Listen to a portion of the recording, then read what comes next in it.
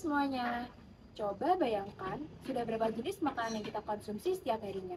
Mulai dari jajanan pinggir jalan, makanan rumahan, ataupun makanan fancy yang ada di restoran.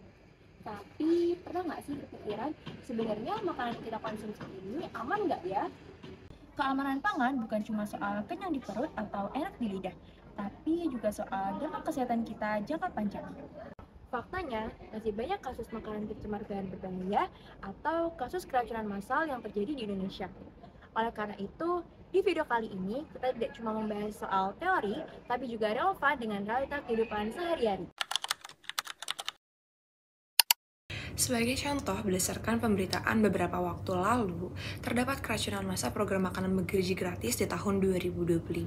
Dari bulan Januari hingga September 2025 terdapat 103 insiden keracunan makanan di sekolah yang mempengaruhi 9.089 anak.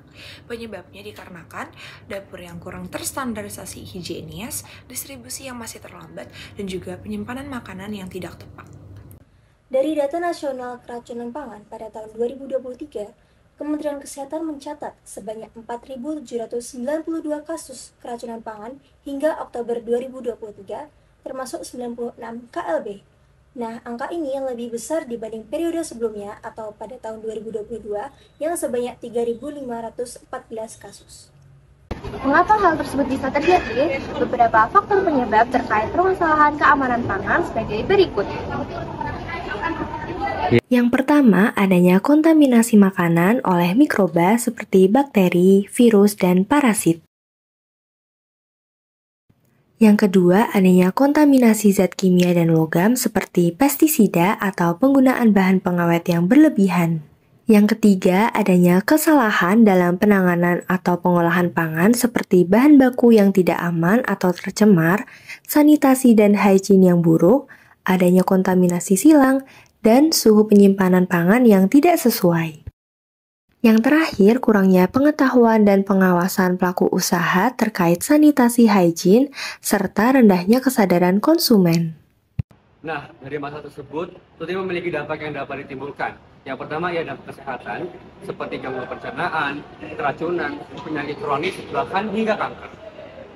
Selanjutnya, ialah dampak sosial. Dengan adanya masalah tersebut, tentunya dapat menurunkan kepercayaan konsumen terhadap produk lokal, sehingga dapat menimbulkan keresahan pada masyarakat. Dan yang terakhir ialah dampak ekonomi, yaitu dapat menimbulkan kerugian pada produk usaha lokal dan meningkatnya biaya kesehatan pada warga. Upaya yang dapat kita lakukan untuk menjamin keamanan pangan antara lain, yang pertama yaitu edukasi, memberi penyuluhan pada masyarakat dan pelaku usaha tentang good manufacturing practice.